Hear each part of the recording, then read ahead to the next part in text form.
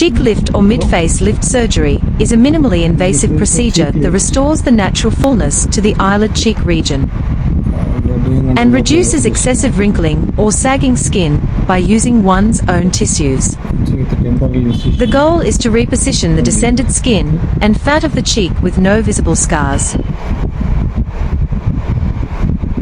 we elevated the cheek from the temporal incision. You can see that this portion, because ipsilateral, that is unilateral cheek drooping on the right side she has. So we are going to do this.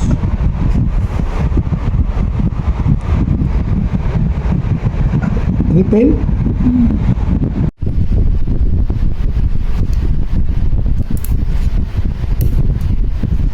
Okay, if you can see here, okay, this cheek we are going to lift it. See this? You can see the movement. Okay.